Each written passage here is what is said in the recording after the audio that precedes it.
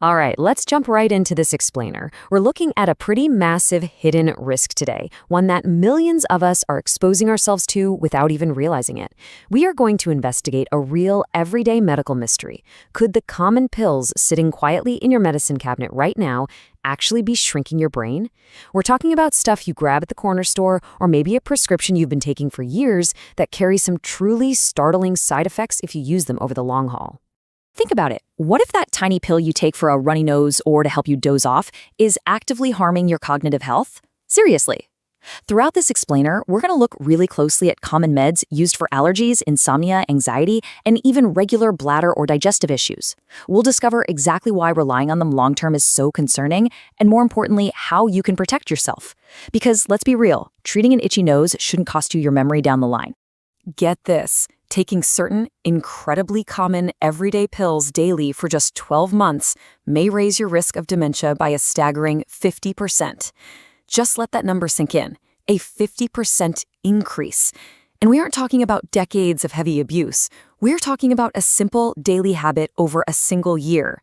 The evidence backing this up isn't flimsy either. It comes from multiple, large-scale studies showing a very direct link to brain shrinkage and memory loss. So what are the actual culprits here? Well, these drugs belong to a class of medications called anticholinergics. It's a big, clunky medical word, I know, but it basically just means these are drugs that block a very specific, absolutely vital chemical in your brain. To really grasp why using them long-term is so dangerous, we need to understand exactly what that chemical does. That chemical is called acetylcholine. It's a vital neurotransmitter, and you can think of it as your brain's spark plug. You literally need this chemical firing for your neurons to talk to each other. It's the spark that lets you remember where you put your keys, pay attention during a long meeting, and honestly, even move your muscles effectively. Now, if acetylcholine is the spark plug firing your brain's engine, taking an anticholinergic drug for an extended period is essentially like taking a giant metal wrench and just chucking it straight into your brain's communication system. The brain's signals get weaker and weaker over time because that vital spark is being suppressed. And it's precisely this weakening of signals that paves the way for memory loss, cognitive decline, and eventually dementia. Now you're probably thinking, oh, these must be rare, heavy-duty hospital drugs. Nope, not at all. These are everyday, over-the-counter and prescription meds that are probably sitting in your house right now. For allergies, you've got Benadryl. For sleep, super common aids like Tylenol PM and Unisom. For anxiety, prescriptions like hydroxyzine, often known as Vistaril or Atarax. Then you have bladder control meds like Ditropan and Detrol, IBS medications like Bentyl, and even those scopolamine patches you use for motion sickness. All of these share that exact same brain-blocking anticholinergic effect. Let's look at the hard evidence, starting with a massive systematic review and meta-analysis of over 1.5 million people. 1.5 million. You don't get sample sizes much bigger than that. This comprehensive review confirmed that anticholinergic drug exposure is an independent risk factor for all-cause dementia and Alzheimer's disease. Even worse, it proved a dose-response relationship. That means the heavier your exposure to these drugs, the higher your risk of developing dementia. But here's the part that really made me do a double take: the timeline. Another major meta-analysis, which actually combined data from 21 different studies, showed that using these drugs for a little more than 3 months increases your risk of dementia by an estimated 46% compared to not using them. Just 3 months, a 46% increased risk from just a few months of relying on these meds to sleep or manage your allergies. And it goes beyond just brain fog. A fascinating study published in JAMA Neurology used actual brain imaging and metabolism tracking to show us the physical reality of what's happening. They proved these drugs don't just make you groggy, that feeling of walking through molasses the morning after taking heavy allergy meds for sleep. They're actually associated with increased brain atrophy.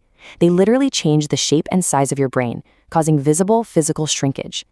So why does this happen? Well, it's a biological trade-off. Acetylcholine binds to something called muscarinic receptors, which are located all over your body, not just up in your head. Because they're everywhere, these drugs do an amazing job of soothing your body. They calm nausea, stop gut spasms, quiet an overactive bladder. But the trade-off? They simultaneously severely block communication in your brain's memory centers, like the hippocampus. Short-term, you get brain fog. Long-term, you're looking at permanent damage and shrinkage. And sadly, this gets exponentially more dangerous as we age. Once you hit 60 or so, your natural acetylcholine levels are already dropping. That's just normal aging. So if you're an older adult or someone who's already experiencing some mild memory issues and you introduce a medication that further reduces whatever acetylcholine activity you have left, you are essentially pouring gasoline on the fire and drastically speeding up cognitive decline. Which leads us to a pretty scary reality about our modern routines. Are you accidentally shutting down major parts of your central nervous system? I mean, it happens all the time. Someone takes Visceral during the day for anxiety, pops a Unisom at night to fall asleep, and takes Detrol daily for their bladder. Each drug blocks a little bit more of that vital spark plug chemical. Cumulatively, they are massively shutting down communication lines across their entire central nervous system. Okay, take a deep breath. You absolutely do not need to panic if you've been taking these, because there are safer alternatives widely available today. For sleep, instead of Tylenol PM or Benadryl, look into melatonin, ashwagandha, or the right form of magnesium. For allergies, pivot to second-generation antihistamines, things like Zyrtec, Claritin, or Allegra. They still have slight effects, but they have minimal penetration into the central nervous system, meaning they mostly stay out of your brain. And for bladder control, ask your doctor about non-anticholinergic options, like Myrbetriq. And depending on your specific needs, your doctor has even more tools in their toolkit. For chronic sleep issues, they might suggest prescription trazodone, which has minimal to no anticholinergic brain-blocking effects. Dealing with irritable bowel syndrome, instead of heavy prescription blockers, simple, natural peppermint oil can be amazingly effective, depending on what type of IBS you have. The point is, much safer routes do exist. So here's your game plan. Step 1, do a quick audit of your medicine cabinet tonight. Check the active ingredients on your bottles and do a quick online search to see if they are anticholinergic. Step 2, and please listen to me on this, do not just quit your prescribed regimen cold turkey. Step 3, take your list, talk to your doctor or pharmacist, and make a strategic plan to switch over to safer alternatives. Look, to be perfectly clear, popping a single Benadryl because you suddenly have a severe allergic reaction is totally fine. We are talking about chronic daily use here. For long-term cognitive protection, you've got to pivot away from relying on these drugs daily. And while you're at it, focus on the real foundations of brain health. Get regular sleep, exercise consistently, work on reversing insulin resistance, and manage your blood pressure. That is how you build a healthy, shrinkage-free brain. You don't have to trade your future memories just to get a good night's sleep or fix a runny nose. It is totally possible to have both. It's time to take control of your brain's future and stop throwing a wrench into your own nervous system. So I'll leave you with this final thought to act on today. What hidden risks are sitting in your medicine cabinet right now? Might be worth finding out. Thanks for hanging out with me for this explainer, and I'll catch you next time.